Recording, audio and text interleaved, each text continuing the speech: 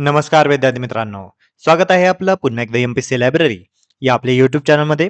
विद्यार्थी मित्रांनो, आज आहे 31 मार्च 2026. सुरू करूयात आजच्या चालू घडामोडी. आज आपण पाहणार आहोत उद्योगपती विजयपत सिंघानिया यांचे नुकतंच निधन झालेले आहे, त्यांच्या संदर्भात माहिती. कोल्हापूरची अमृता पुजारी ही डबल महाराष्ट्र केसरी झालेली आहे, तिच्याबद्दल थोडक्यात माहिती पाहणार आहोत. तसेच गंभीर गुन्ह्यांच्या तपासामध्ये नाफीस प्रणालीचा नुकताच वापर करण्यात आलेला आहे. ही नाफीस प्रणाली नेमकी काय आहे आणि याचा उपयोग कुठे कुठे होणार आहे या संदर्भात देखील आपण आज माहिती पाहणार आहोत. त्यामुळे या संपूर्ण महत्त्वपूर्ण चालू घडामोडी व्यवस्थितपणे समजून घेण्यासाठी व्हिडिओ शेवटपर्यंत अवश्य पहा. व्हिडिओ सुरू करण्यापूर्वी एक महत्त्वाची सूचना. आपण एमपीसी लायब्ररी या यूट्यूब चॅनलवर मासिक चालू घडामोडी मार्च 2026 हा व्हिडिओ नुकताच शेअर केलेला आहे. या व्हिडिओमध्ये आपण अतिशय महत्त्वाच्या चालू घडामोडी या कव्हर केलेल्या आहेत. त्यातीलच महत्त्वाचे म्हणजे ज्ञानपीठ पुरस्कार, साहित्य अकादमी पुरस्कार, रणजी करंडक, रायसिना डायलॉग, इराण इस्रायल युद्ध, ऑस्कर पुरस्कार, T20 विश्वचषक, BCCI पुरस्कार, जागतिक आनंदी निर्देशांक तसेच महाराष्ट्र केसरी कुस्ती स्पर्धा हे देखील कव्हर केलेले आहे. त्यामुळे हा व्हिडिओ आवर्जून पहा आणि सर्व विद्यार्थ्यांपर्यंत शेअर करायला विसरू नका. आजच्या व्हिडिओमध्ये सर्वप्रथम कालचा एक प्रश्न. काल व्हिडिओच्या शेवटी मी तुम्हाला एक प्रश्न विचारलेला होता. राष्ट्रीय मागासवर्गीय आयोगाला घटनात्मक दर्जा हा कोणत्या घटनादुरुस्तीने मिळालेला होता? तर या प्रश्नाचं योग्य उत्तर होतं पर्याय क्रमांक 2, 102वी घटनादुरुस्ती. आता आपण आजच्या दिनविशेषकडे वळूया. आज आहे 31 मार्च. 31 मार्च 1867. आज प्रार्थना समाजाची स्थापना दिवसाचं एक औचित्य आहे. प्रार्थना समाजाची स्थापना 31 मार्च 1867 या दिवशी करण्यात आलेली होती आणि याचे संस्थापक होते आत्माराम पांडुरंग तरखडकर. प्रार्थना समाजाची स्थापना ही मुंबई या ठिकाणी करण्यात आलेली होती. समाजाच्या प्रसारासाठी सुबोध पत्रिका या वृत्तपत्राची सुरुवात देखील करण्यात आलेली होती. 31 मार्च 1865 भारतातील पहिल्या महिला डॉक्टर आनंदीबाई गोपाळराव जोशी यांचा आज जन्मदिवस. तर हे होते आजचे दिनविशेष. आता आपण आजच्या चालू घडामोडींना सविस्तरपणे जाणून घ्यायला सुरुवात करूया. प्रश्न क्रमांक पहिला. इंडियाज रोग हिस्टोरियन्स या पुस्तकाचे लेखक कोण आहेत? तर या प्रश्नाचे योग्य उत्तर आहे पर्याय क्रमांक 2, अरविंद सिंह.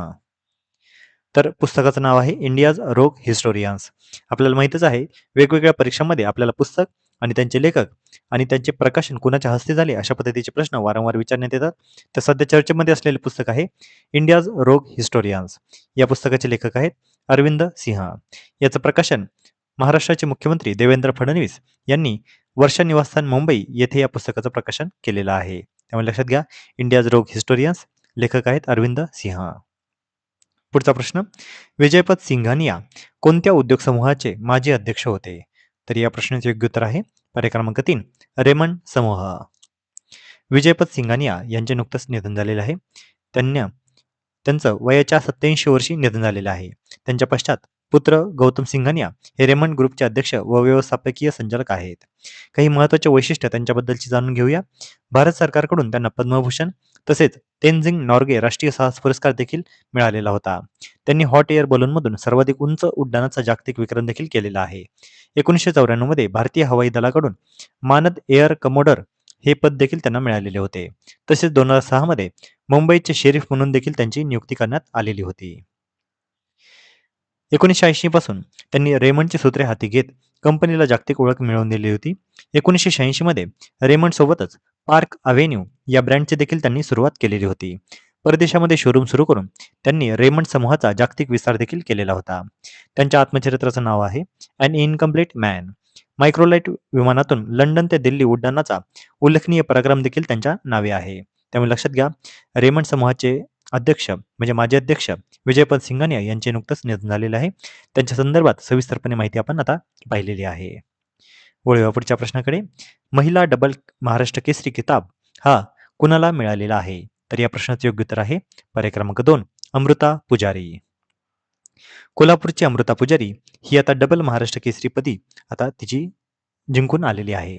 कोल्हापूरची अमृता पुजारी डबल महाराष्ट्र केसरी झालेली आहे. कोल्हापूरच्या अमृता पुजारी हिने शानदार कामगिरी करत 4थ्या महिला महाराष्ट्र केसरी कुस्ती स्पर्धेमध्ये डबल महाराष्ट्र केसरी किताब पटकावलेला आहे. अंतिम लढत ही वेदिका ससाने हिच्यासोबत झालेली होती आणि वेदिका ससाने हिला तिने 7-0 ने पराभूत करून दमदार व एकतर्फी विजय मिळवलेला आहे. यामध्ये विजेती जी ठरलेली आहे अमृता पुजारी हिला चांदीची गदा, 51,000 रुपये रोख, स्मृतिचिन्ह आणि ह्युंदाई सोनाटा कार ही मिळालेली आहे. तसेच उपविजेती वेदिका ससाने हिला 25,000 रोख स्मृतिचिन्ह आणि रॉयल एन्फिल्ड बुलेट ही दुचाकी मिळालेली आहे.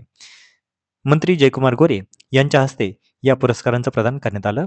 अमृता पुजारी हिने पुन्हा एकदा आपली ताकद सिद्ध करत महाराष्ट्राच्या कुस्ती विश्वामध्ये आपले वर्चस्व कायम राखलेले आहे. पुढचा प्रश्न 2026च्या G7 शिखर परिषदेचे आयोजन कुठे होणार आहे? तर या प्रश्नाचे योग्य उत्तर आहे पर्याय क्रमांक 3 इव्हियान, फ्रान्स. तर 52वी G7 शिखर परिषद 2026 ही शिखर परिषद फ्रान्स या ठिकाणी होणार आहे. याचं आयोजन इव्हियान्स, फ्रान्स येथे 15 ते 17 जून 2026 या कालावधीमध्ये करण्यात येणार आहे. भारत G7चा सदस्य नाही, परंतु आमंत्रित भागीदार देश म्हणून यामध्ये सहभागी होणार आहे. G7 म्हणजे काय आहे? तर हा एक 7 देशांचा गट आहे.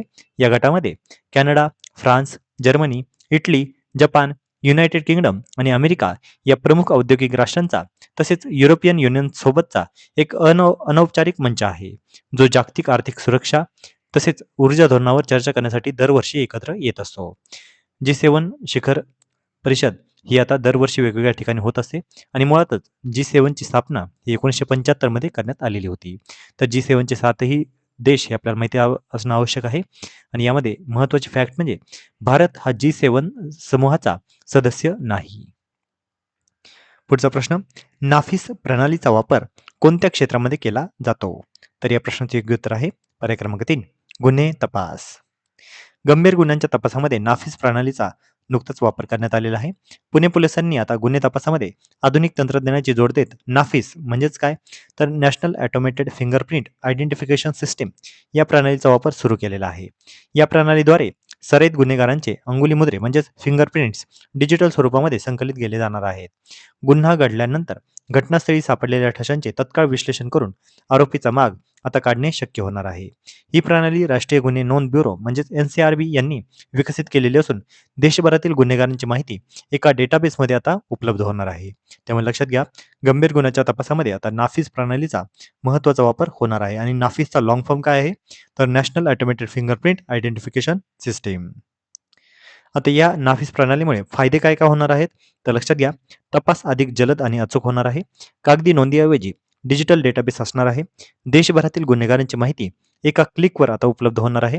तसेच पोलिसांना तपासासाठी आधुनिक उपकरणे व प्रशिक्षण देखील दिले जाणार आहे. त्यामुळे लक्षात घ्या, नाफिस प्रणालीचा वापर आता हे गंभीर गुन्ह्यांच्या तपासामध्ये होणार आहे.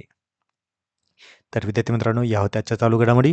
तर आजच्या महत्त्वपूर्ण चालू घडामोडीवर आधारित मी आता एक प्रश्न विचारणार आहे, ज्याचं उत्तर तुम्ही सर्वांनी आता कमेंटमध्ये द्यायचं आहे. प्रश्न आहे, विजयपथ सिंघानिया यांना कोणत्या पुरस्काराने सन्मानित करण्यात आलेले होते? तर यासाठीचे पर्याय आहेत पर्याय क्रमांक 1 पद्मश्री, पर्याय क्रमांक 2 पद्मभूषण, पर्याय क्रमांक 3 भारतरत्न आणि पर्याय क्रमांक 4 पद्मविभूषण. तर विद्यार्थी मित्रांनो, तुम्ही सर्वांनी आता या प्रश्नाचे योग्य उत्तर कमेंटमध्ये द्यायचं आहे. जे कोणीही विद्यार्थी या प्रश्नाचे योग्य उत्तर कमेंटमध्ये देतील त्याच्या कमेंटला नक्कीच लाईक देखील देण्यात येईल. तर विद्यार्थी मित्रांनो, या होत्या आजच्या चालू घडामोडी. तर अशाच अधिक इन्फॉर्मेटिव्ह कंटेंटसाठी आपले MPC लायब्ररी या यूट्यूब चॅनलला सबस्क्राईब करायला अजिबात विसरू नका. धन्यवाद.